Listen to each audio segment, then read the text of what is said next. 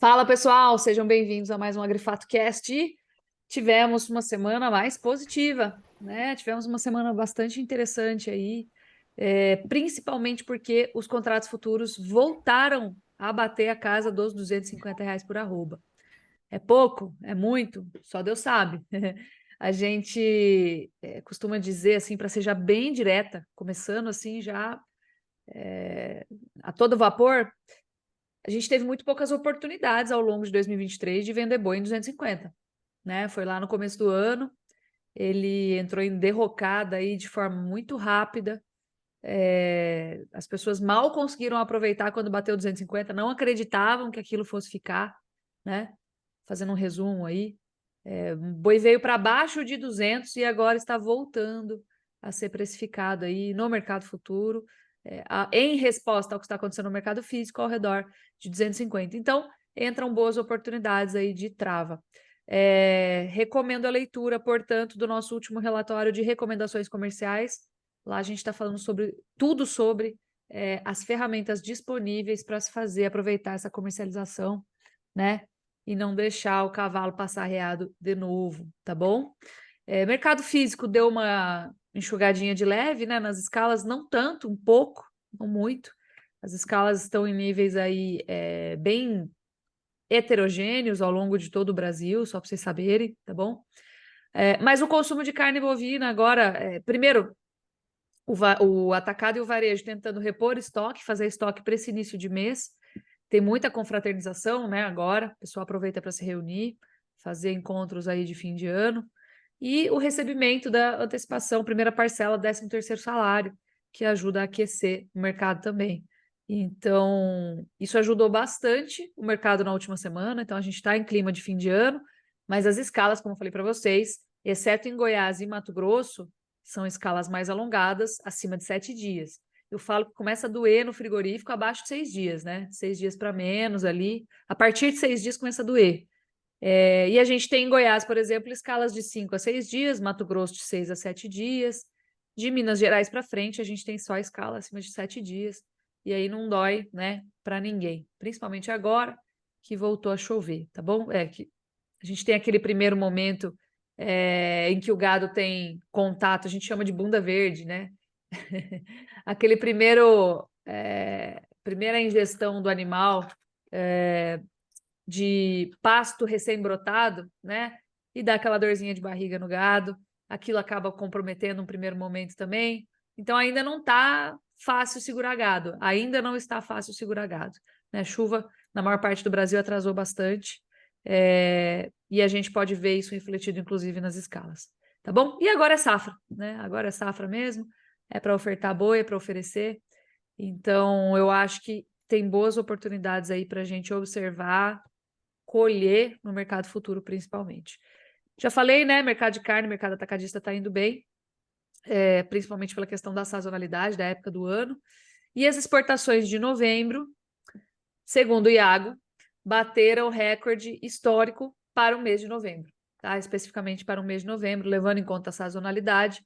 Então, nós temos aí uma aceleração boa para o mercado exportador também. E aí eu queria trazer o Iago para comentar sobre o mercado externo. Fala, Iago.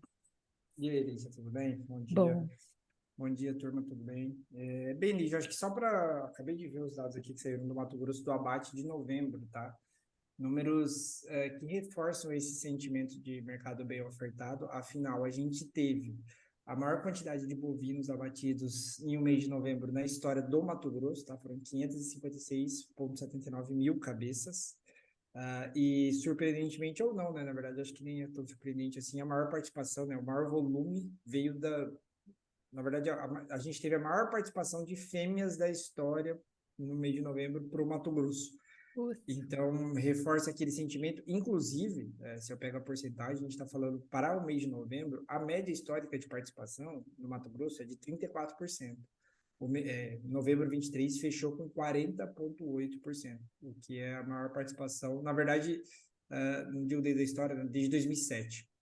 Então, reforça esse sentimento de que a gente continua descartando fêmea para o mês de novembro, esse sentimento continua. A tendência histórica, a gente sabe que é que a participação continue, assim, ela bate o fundo do poço, né, dentro do ano, durante ali, setembro e outubro, foi o que aconteceu durante o ano de 2023, e agora volta a crescer de novo. Então, a gente tem uma participação das fêmeas começando a crescer mais agora.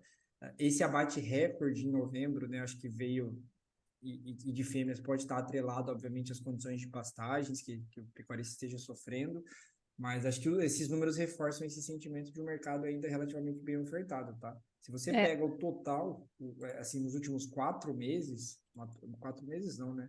Pega até antes, na verdade. Mato Grosso vinha batendo mais de 500 mil de cabeça desde abril de 2023. Foram 7 meses consecutivos com mais de 500 mil de cabeças ofertados no Mato Grosso. Só para ter uma referência de tamanho, né? 500 mil de cabeças não era atingido no Mato Grosso de abate desde 2020, ali metade de 2020 foi quando abateu 500 mil de cabeças pela última vez, e aí esse ano, desde maio, é 500 mil consecutivo, todo mês. tá. Ou Então a seja, gente... naquele ano foi uma questão sazonal. Isso, naquele ano foi uma questão sazonal, e aí depois a gente volta lá em 2018, que foi quando bateu 500 mil de novo, né? Tá. Mas, assim, já são 7 meses consecutivos abatendo 520, 550, 580, mostrando que o mercado está muito bem ofertado, assim, até agora. E provavelmente a gente vai ter no Mato Grosso a maior quantidade de animais ofertados para o ano, né? Desde 2013, assim, uma grande quantidade de animais ofertados. Talvez até mais que 2013, né? Puxa vida, gente. Lembrando aí, estamos em ano assim, clássico de liquidação. Clássico. Né? Ano de livro, assim, quer ensinar para alguém o que que é ciclopecuária, dá para usar 2023 fácil, né? É. Então, sugere uma sugestão muito forte do que vem aí pela frente, né? Os números são impressionantes, Lígia. Eu estava olhando agora aqui de janeiro a novembro, assim, peguei o compilado, né? Eu tô falando de 40% a mais de fêmeas no acumulado de janeiro a novembro, assim. Nossa, é muita coisa. Ano passado a gente abateu 1,82 milhões de fêmeas, no Mato Grosso. E esse ano a gente vai para 2,6 Nossa, milhões de fêmeas no Mato Grosso. É 40% de crescimento de um ano para o caramba. outro, só nas fêmeas. É muito E, forte, gente. e provavelmente vai ser o maior abate da história do Mato Grosso, tá? Ó, vou te falar uma coisa. Talvez isso aqui encurte um pouquinho, ou pelo menos compense aquela retenção forte que a gente teve de 2020 e 2021. Então, assim, a gente teria 2021, para contextualizar, 2020 e 2021 foi retenção recorde proporcional de fêmeas, ou seja, a gente teve um nível de abate de fêmeas muito baixo. Foi o mais baixo da série histórica. E o que isso causa como consequência? Uma oferta de bezerros, né? Uma oferta de reposição aí, ou consequentemente depois de bois gordos, de bois terminados, maior, né? Vem uma avalanche, é o que a gente está sentindo esse ano, né? Agora em 2023 e 2022 também. 2022 também foi um ano ruim, tá? E o que acontece? Tem duas saídas que não precisam ser, elas podem ser concomitantes. Tem duas saídas para isso. Ou a fase de baixa do ciclo dura mais, porque você tem mais reposição para eliminar, porque você tinha mais fêmeas sendo retidas para reprodução e servindo para reprodução consequentemente, né? Ou a fase de baixa do ciclo dura mais, ou você tem uma liquidação mais intensa, né? E as duas coisas podem acontecer ao mesmo tempo, na verdade. Você pode encurtar um pouco, liquidando um pouco mais intensamente, né? E eu acho que é mais ou menos isso que está acontecendo. Então, 2024 eu ainda vejo como um ano. Eu não vou falar que vai ser ruim do ponto de vista de preços. Eu acho que vai ser ruim do ponto de vista de margens. Porque qualquer reviravolta que a gente tiver nos custos vai impactar, né? Preço basta ficar estável com custo em alta para você ter um problema de margens aí, né? De comer margem. Mas talvez 2025 já seja um ano interessante. Talvez 2025 já seja um ano interessante. O bezerro, nível Brasil, agora não vou especificar por praça, porque o Brasil é muito grande. Mas o bezerro nível Brasil, ele já dá sinais de que ele não está mais disposto a cair, né, em termos reais. Tá todo mundo interessado para comprar? Não, né? Tá subindo de preço, a demanda aumentou? Não, tá todo mundo machucado, inclusive porque está muito difícil liberar financiamento no banco, e inclusive porque está tendo muitos processos relativos a desmatamento, muitas vezes injusto, que é feito por imagem de satélite, está todo mundo travado, com o CAR travado nos bancos. Assim, isso está uma epidemia. Eu recebo mensagens sobre isso todos os dias. Todos os dias. O cara foi limpar o pasto, pegou lá no sistema do Map Biomas, travou ele já para pegar financiamento. O cara me mandou mensagem ontem, desabafando aqui. Então tem muita gente travada que não consegue fazer investimento, né? E aí acaba travando o mercado de reposição também. Mas Exato. a gente vê uma liquidação assim clássica, tá? Eu não vou Sim. falar que tá bonito de ver, mas tá de livro, né? Um ponto Então, interessante também, Lígia, em relação a esse aumento aí da oferta que o Iago está mencionando, né? Que tem muito se falado de vai faltar boi porque não tem pasto. Só que a gente tem que entender o contexto macro que nós estamos também, né? De fase de baixa de ciclo. Então, mesmo que realmente tenha essa sazonalidade de safra entre safra, de animal de coxo ou não, né? Em estímulo ou desestímulo à atividade de confinamento que vai influenciar também, a gente está num contexto que tem muito boi que já caiu muito bezerro que já caiu da vaca e agora está se tornando boi, né? Então tem muito animal para chegar de uma forma ou de outra. aí outra, né, Laura? Tudo que atrapalha a engorda do boi atrapalha o cio da fêmea, gente. Uhum, Entendeu? com certeza. Aí tem fêmea que tá repetindo o serviço, tem fêmea que tá indo pro gancho, né? Você Muito, muito. traz um desafio maior, né, para essas fêmeas agora, e aí você tem um descarte maior também no primeiro trimestre. Então, assim, será que uma coisa compensa a outra? Talvez, né? Talvez compense em parte. Em que proporção exatamente vai compensar, não dá para saber, mas, como eu falei, o Brasil é muito grande, mas de fato tem. Aí lembrando, né?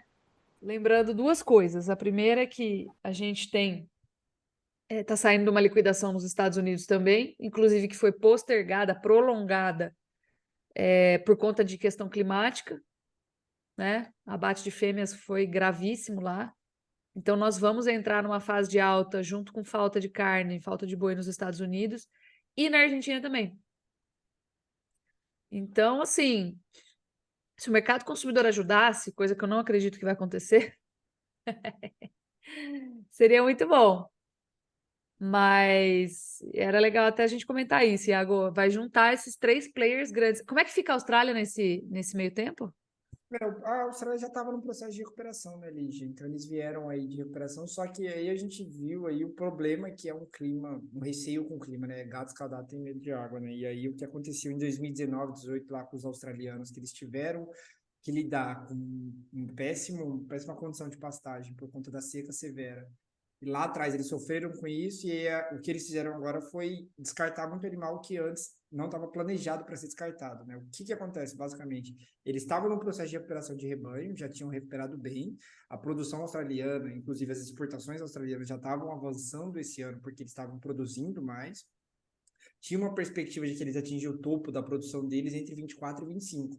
Só que agora, com esse descarte que teve nesses últimos 6 meses aí, por conta, basicamente, desse medo com o clima, né, do super El Niño e da condição também do dipolo do Oceano Índico ali, que favorece a seca ainda mais forte, eles tiveram uma liquidação de rebanho. Então, essa produção australiana que estava prevista para crescer de maneira mais intensa até 24, 25, inclusive, deve ser revisada pela MLA. Então, assim, o player maior de exportação que iria passar por um processo de aumento produtivo vai provavelmente ainda continuar firme assim de produção, mas já não é aquelas coisas, sabe? Então eu particularmente tenho aquela coisa que eu já vim conversando contigo, né?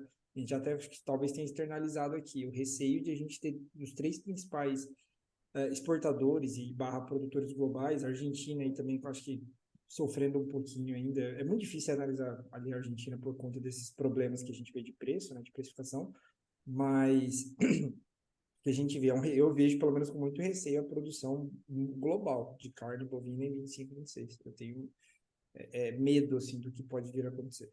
Tá. Eu também, mas assim, aqui dentro a gente vai massacrar mais ainda o consumo, né? Porque eu Sim, com acho que certeza. consumidor não vai ter espaço Lígia, para trazer isso para sempre dentro.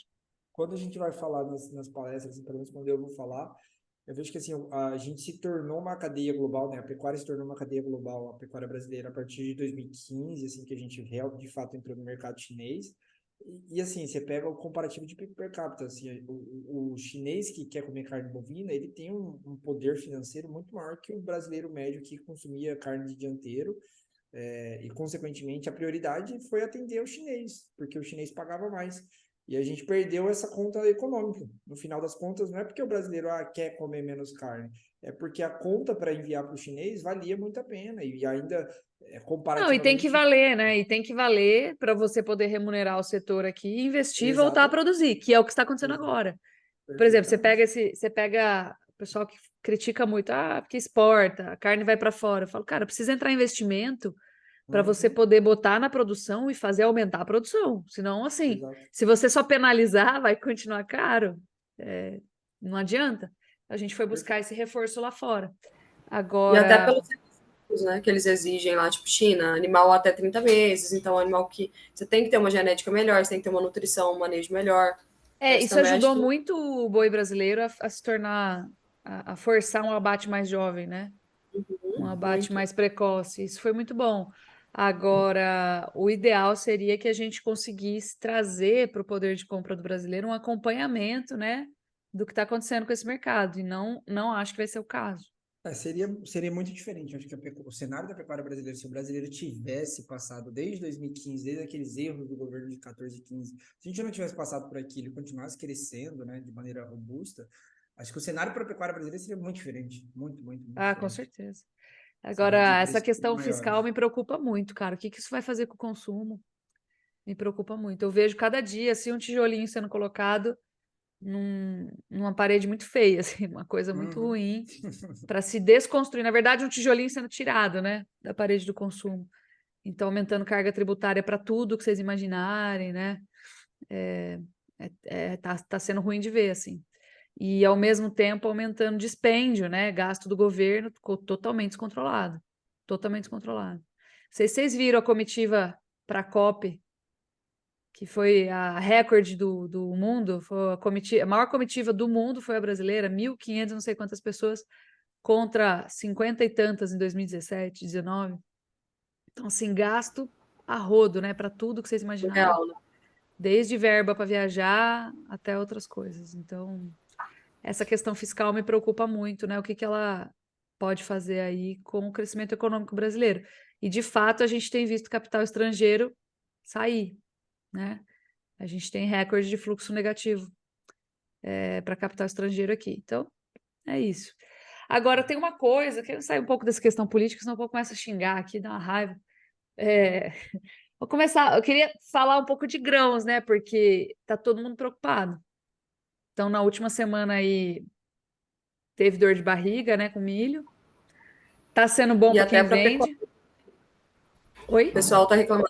O Iago estava comentando aí, né, dele ter viajado e ter visto o pessoal reclamando muito, na verdade, com receio muito em relação à produção e os preços do milho. E a relação de troca já vem demonstrando isso, né? Quando a gente olha para a relação de troca do que foi milho com boi em novembro, a gente já teve uma queda de quase 4%. Então, a viabilidade do confinamento e olhando para o futuro, né, para os preços que hoje a Bolsa precifica tanto para o boi quanto para o milho, estão ainda piores. Acho que o Stefan pode contextualizar isso do milho aí para a gente também. Bom, com certeza. Acho que tem aí uns 40, 50 dias que o milho vem dando alguns sustos no mercado, né?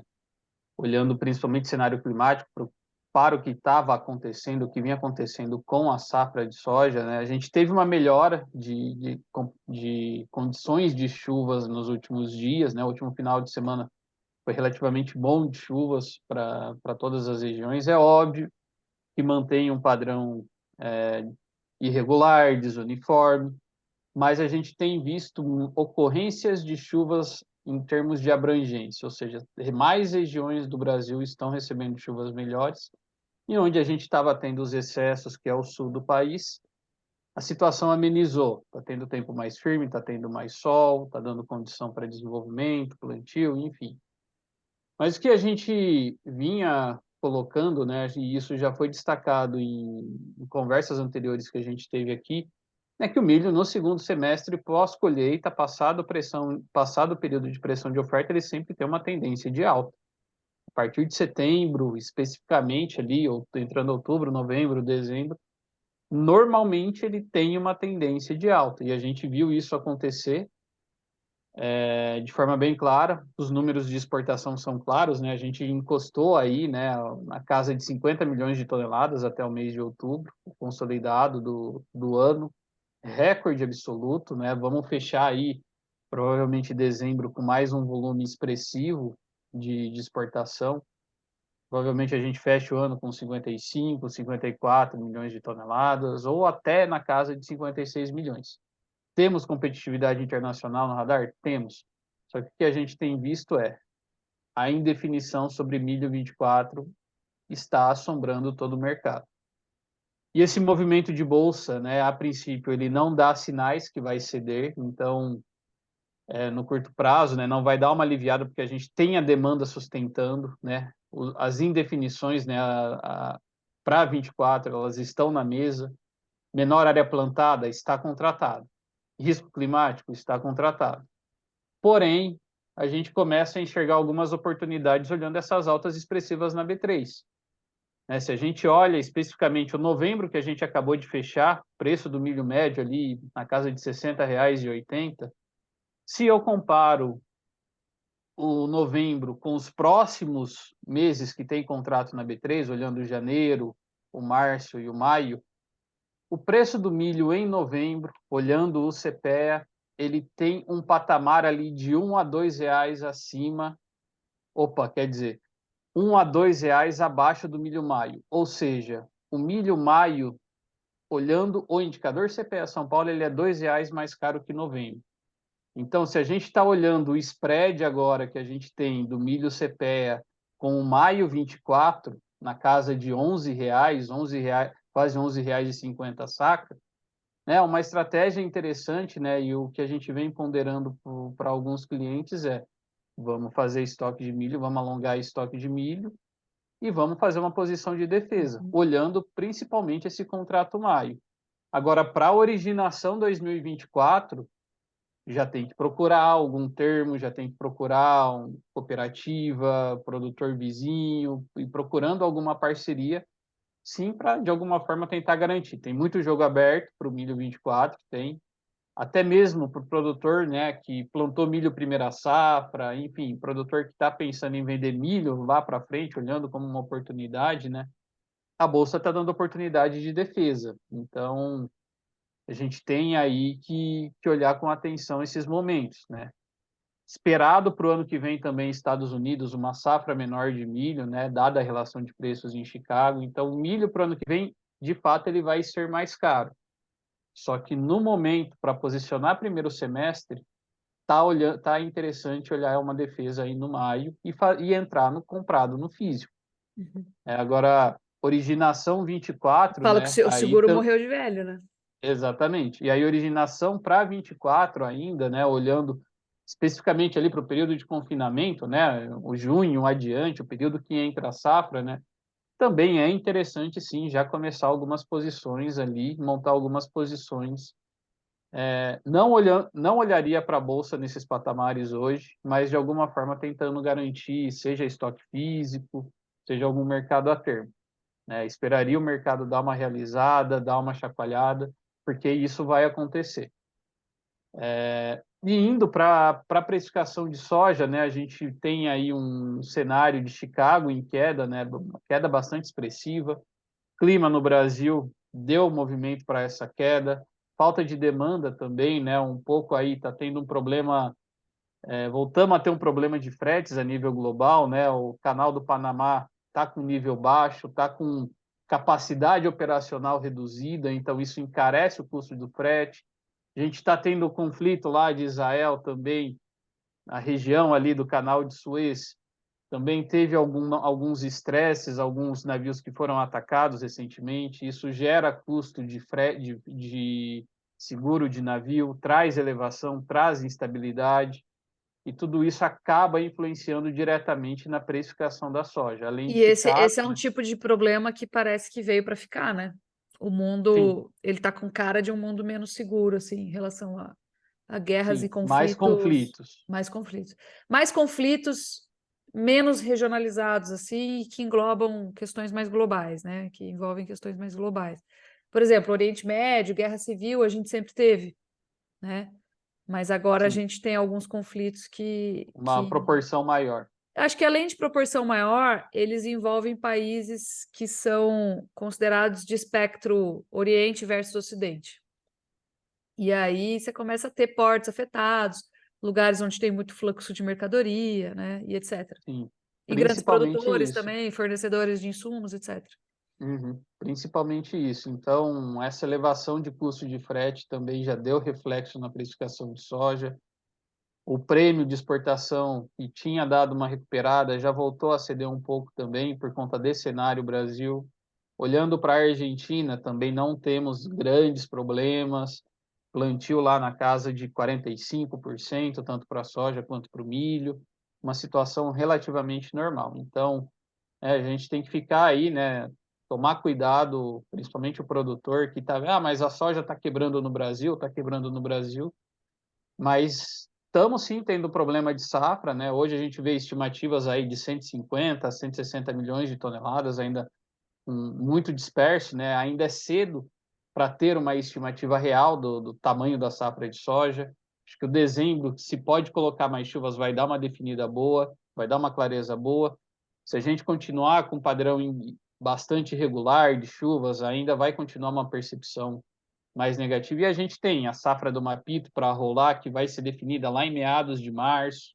Então, tem muita coisa para acontecer ainda diante desse cenário climático. Mas não podemos esperar aí soja de 180, R$ 200, né? Igual alguns sonhadores aí pode colocar. Mas, assim, vamos ter aparentemente ainda um mercado mais firme no curto prazo, até ter uma melhor definição do tamanho da oferta de soja, principalmente olhando para a América do Sul. Então, níveis aí, como a gente vem pontuando nos relatórios semanais, né? Toda semana a gente solta ali no Fato Agrícola Soja e no Fato Agrícola Milho o que a gente está vendo de mercado, a nossa visão, e uma estratégia e as estratégias comerciais que a gente tem recomendado para o momento, para essa Perfeito, safra especificamente. perfeito. Então essa vai continuar sendo uma grande preocupação, né? Não vai ter solução. Para deixar de ser preocupação, só travando. Não tem como. Ou trazendo para dentro, né? Gastando com armazenagem, de alguma forma. E Positivo. não vai ter por onde, né? Ô, Rodrigo, e como é que estão aí? Como é que está o mercado? Os fluxos financeiros, posição dos fundos? O Bom, pessoal vamos lá, continua Liz. vendendo até as carças aí ou não? No milho, sim. Vamos lá. No milho. Começando com o milho, cenários opostos entre Estados Unidos e Brasil. Na semana passada, os futuros de milho eles renovaram as mínimas em Chicago. No gráfico diário, se a gente observa o contrato perpétuo, atingiram aí os menores patamares desde o final de 2020. Mas aí, a partir da quarta-feira passada, eles apresentaram uma recuperação, né, uma correção de alta, em virtude aí dos números de vendas semanais reportados pelo USDA na última quinta-feira, que vieram acima do esperado. Hoje também apresentando uma pequena valorização, também em virtude dos dados de inspeções para embarques. Porém, no contexto geral, se a gente observa o curto prazo, a tendência ainda é de baixa. E em linha, né, o CFTC reportou também na sexta-feira a posição dos fundos em futuros e opções de milho. Os fundos aumentaram esse saldo vendido, então a posição líquida vendida atingida foi de 206.478 contratos, contabilizando futuros e opções. Esse é o maior saldo vendido desde junho de 2020. Na semana passada a gente destacou que era o maior saldo vendido desde julho. Então, eles vêm aumentando essa posição vendida, isso é observado até através do movimento de preços aqui, em virtude, né, dessa safra recorde, relatório do USDA, o novo relatório vem nessa sexta-feira, nós vamos acompanhar, porém, no último relatório de novembro, o órgão elevou, né, a oferta nos Estados Unidos, a oferta recorde, atingindo 386,97 milhões de toneladas, e a demanda não acompanhou esse crescimento da oferta. Apesar do programa de exportação de milho dos Estados Unidos ele estar acima do ano anterior, vale ressaltar que no ano anterior foi um programa fraco de milho por lá, né? Onde o Brasil chegou a novamente ultrapassar o programa norte-americano, que foi abaixo de 50 milhões de toneladas. Então, se a gente compara o programa desse ano, do ano passado, eles estão bem abaixo de 2021 e 21, 22. Agora, trazendo para o Brasil um cenário totalmente oposto, né? Stefano comentou, mercado futuro bem pressionado para cima, né? Negociando essa expectativa, toda essa indefinição para o milho em 2024.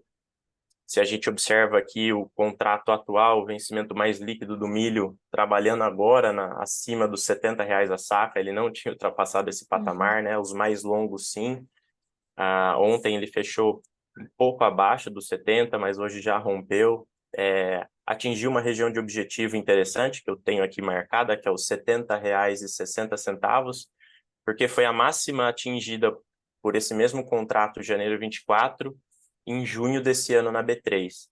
Então, o mercado chegou a atingir 70,77 hoje, o janeiro 24 recuou, na tela agora 70,43, sem sinais de reversão no curto prazo. O mercado em tendência de alta, importantes médias móveis inclinadas para cima, de 20 períodos, 50 períodos, então bem pressionado. Só queria destacar, a gente até fez esse estudo aqui, estava conversando com o Stefano, o mercado está em patamares bem elevados, se a gente observa esse spread entre o mercado futuro na B3, a gente fez o estudo utilizando aqui o contrato futuro, né, o contrato perpétuo, que cola um vencimento no outro, em relação ao preço físico, né, o indicador do milho CPEA. Então, aí ele tem atingido alguns picos, acima de 10%. No dia de ontem, ele chegou a fechar 10,51. Se a gente pega o fechamento do janeiro e o valor do milho CPEA de ontem, que veio a 63,29, então, assim, o mercado futuro andou, né? Ele tem precificado, aí tem alguns movimentos, né, esperados. A gente fez essa análise no passado, o que aconteceu depois de atingir esses picos, né? O mercado futuro tende a ceder mais, né, e o físico ir buscar o futuro. Então, é bem interessante analisar esses dados para montar as estratégias de comercialização. Para a soja, em Chicago, apresentou um recuo semanal. Se a gente pega de sexta a sexta-feira, foi o quarto recuo semanal em Chicago, quedas aí inferiores a 1%, mas foram quedas. E aqui, observando o gráfico diário, é o terceiro recuo diário consecutivo. As referências para março e maio, que são os contratos aí importantes para a safra brasileira, são os mais utilizados, né? Referências para a safra de soja, o março a $13,35 o bushel, e o maio negociando agora a $13,50 o bushel. O reporte do CFTC trouxe um leve recuo das posições dos fundos em derivativo de soja, é uma posição ainda comprada, mas apresentou um certo recuo. Na última sexta-feira veio de 67.562 contratos, e é este o cenário. Trazendo para o mercado físico, já comentei do milho aqui no Brasil, no dia de ontem, 63,29. No comparativo semanal é uma alta que ficou aí entre 2% e 3%. No mercado futuro, se a gente pega aqui na B3, elas ultrapassaram aí os 4%, então esse avanço maior do futuro. E soja Paranaguá no dia de ontem veio a 144,99, também apresentando um avanço no comparativo semanal. Só destacando também, a Laura comentou, relação de troca, dependendo do intervalo utilizado, né? Às vezes utiliza dados mensais, aqui só utilizando o fechamento de ontem para nível de comparação, a relação atingiu 3,94, né? Olhando o indicador do boi gordo São Paulo e do indicador do milho físico Campinas. Se a gente observa, eu olhei agora há pouco, a troca futura, maio 24, então o contrato futuro do boi gordo em maio 24, pelo contrato futuro de milho, ela estava 3,35 agora há pouco, então está deteriorada. Há algumas semanas atrás a gente veio comentando, se eu não me engano, ela atingiu 3,40, então já tem uma boa diferença, né? Ela está em níveis abaixo do que o atual no mercado físico, então muita atenção. Rodrigo, até para 24, tem alguns meses que chegaram a 3,28. Nossa, Puro. absurdo. Pra você ver, né? Impressionado. Você vê. Cara, eu falo, cada vez mais, a gente está com um mercado muito volátil. O boi chegar numa volatilidade, como chegou ao longo desse ano, agora não, agora baixou. Mas a volatilidade que o boi chegou ao longo desse ano, você pegar uma commodity que é de produção plurianual, como o boi, e comparar a volatilidade dela com a volatilidade do milho, que é anual, cara, vocês têm noção do que aconteceu com o preço do boi? E assim, como isso reflete no risco da operação? Porque, cara, boi vai para baixo, milho vai para cima, acabou, acabou. Com esse nível de volatilidade, acabou. Então, assim, aí que eu trago essa perspectiva, né? Hedge é para travar resultado de operação, não é para buscar maior preço, porque é muito difícil, cara. Esse ano, muito difícil. Tem que fazer. Se ficar em cima do muro, se ficar desconfiado, que é o que aconteceu com muita gente, né? O cavalo passa arriado mesmo e você fica só olhando, assim. Eu lembro que quando o mercado bateu 260, acho que foi por aí, 260, 265, 250, a gente emitiu uma segunda recomendação no relatório de estratégias comerciais. Cara, ninguém nem olhou. Tava todo mundo assim, ó, não acredito nos meus olhos, sabe? Vai voltar, vai voltar. Então, muito pouca gente fez. É, muito pouca gente fez. Então é isso. Volatilidade, você precisa ter algum nível de controle de risco para conseguir manter o operacional funcionando, tá? Senão o nível de incerteza, de insegurança está muito alto, afeta tudo, né? Então é isso aí. Beleza, vamos para nossa semaninha. Valeu, turma. Valeu. Valeu. Boa semana, turma. Boa semana.